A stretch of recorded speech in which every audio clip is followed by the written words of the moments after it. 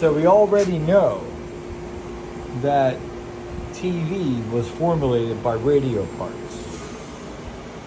So right now we have a resonator in a microwave, which needs to be pulled out because it resonates to the frequency of flesh. It'll melt flesh, it'll melt anything that has water in it. Basically, more so to the frequency of water, which is similar to flesh, I believe, in frequency-wise. Maybe a degree off. With that being said, you could change the frequency to, the frequency is the frequency, but you have to have the chamber behind the frequency. So the microwave teaches me in my head that pretty much the resonator chamber needs to be a resonation of something you're trying to get at, the end game. Let's get back to this, guys, real quick. So this is space and time, okay? The space in itself. Forget about time. Each little square is a black hole, and this is space. But picture it real tiny. I mean, we'll go like a dot. A dot is as big as the square and smaller, okay? A little dot. Let's make a little dot. A little dot. So there's a bunch of trillions and trillions of black holes all over this one little dot. So that square would represent all those trillions and trillions, just like we have galaxies. They say billions, but we're just guessing in this game. It's just loaded. And the space in between the black hole of all these little black holes in the square is dielectric. That's why I posted that video earlier about dielectric. We're going to go deeper, okay? So now you have this little vortice, we'll call it. Because now we're going to bring in, yep.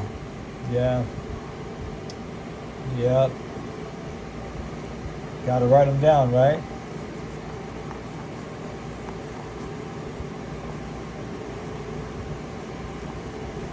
Walter Russell.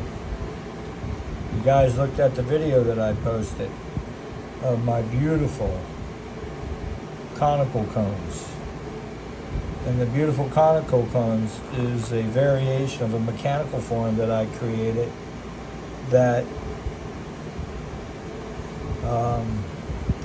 gave me the idea of the dielectric was a bubble in the center of the universe. And this applies towards that concept because of Walter Russell will have vortices coming down in here. This will have vortices coming this way up to here. You will have a gathering here in the dielectric of abundance. Abundance. Okay? And that abundance is the back feedback lash. Just like the sun, they show that it's radiating out, okay? And it's omni. O-U-M-N-I. It's O-M. It's omni right there. Meaning it's putting out energy, light, or it's putting out sun rays in every direction. Sun rays, okay? Sun rays. Sun rays in every direction. So that means no matter where you are here, you're getting a bunch. And you're also getting, wherever you are, you're getting a straight line, a linear line of direct sight, okay? Direct sight. So there's a direct sight connection to this, say, planet. Say if there's a planet over here, there's a direct line sight to that planet. Now, on every planet that's within this direct line sight that it has coming from it, will have a direct line. And that pretty much is going to keep the distance from this place to that place at bay, okay? So they all have their distances away, and most likely based on their makeup. The key factor here is this direct line becomes an eyebrow back to a direct line around every single planet we have. So you can see the direct beam, like a projector, comes straight at the planet, which is projecting a tear in the ether here. So you would have a makeup of all these elements that we have on our planet. So this is, say, Earth. All right. And the way the planet will evolve here is the fact that the backdrop of all this ether surrounding the planet is billions and billions and billions of black holes. So it's like the projector screen coming out straight from the sun to the planet. I guess I can just take that and call this Earth. And you can see how the streams of sun rays come around, and then how they formulate back out. Now, we know from Centauri belts that there's going to be a backlash. So that creates a linear polarization over here, okay? Just from the backlash coming in, just like anything else we see in nature. And then here we're going to see a defiant front lash. This here is the sun rays beaming in, hitting here and then splattering out. Now there is a fine focal, but because we spin in rotation, that this fine point is not constant. So it's always, we can call it moving, but we're moving. We're the ones turning.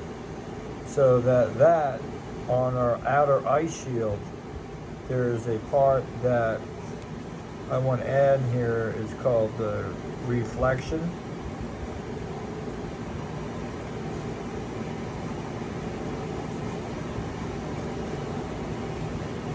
Reflection.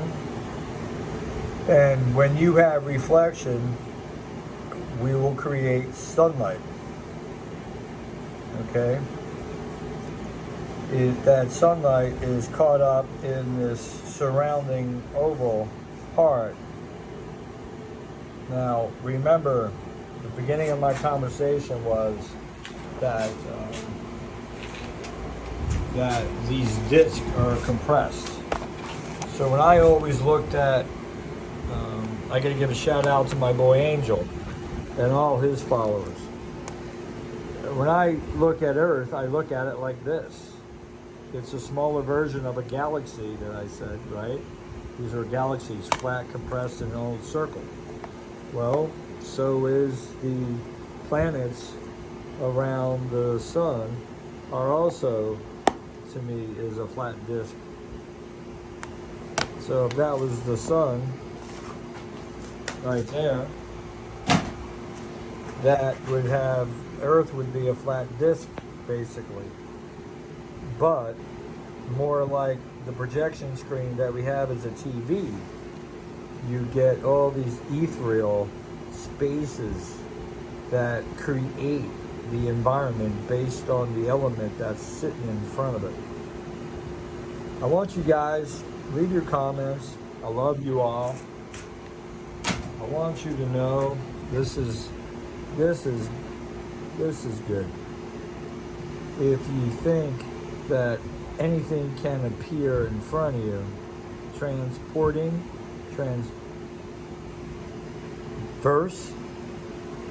of elements, transverse of anything within the range.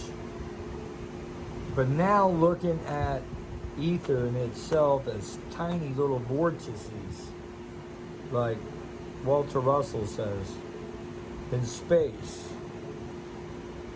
we're going to move it to the next level up, that the vortices of black holes. And these black holes are in motion, each one of them. And the elements in front of them is going to react. You, me, everybody, everything. And whether or not it's a solid, a gas, or a liquid, it's going to have its counterbalance. And we talked about every element needs a friend. And it's going to be able to allow us to say, hey, ether is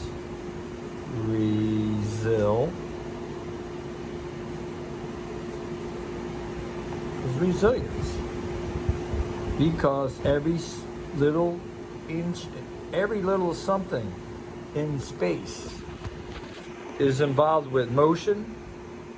It's involved with vortices of black holes. Leave your comments. I always said that the center of the sun was a black hole. Now I realize black holes are everywhere.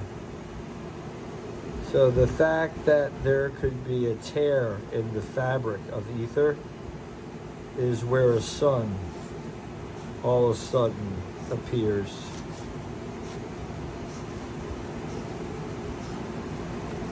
Let's dig into how that can even happen. Leave your comments. Power to the people who want to learn and investigate the past of the troubadours of our physics, our electric world, our geographic world, inside the bubble we live in.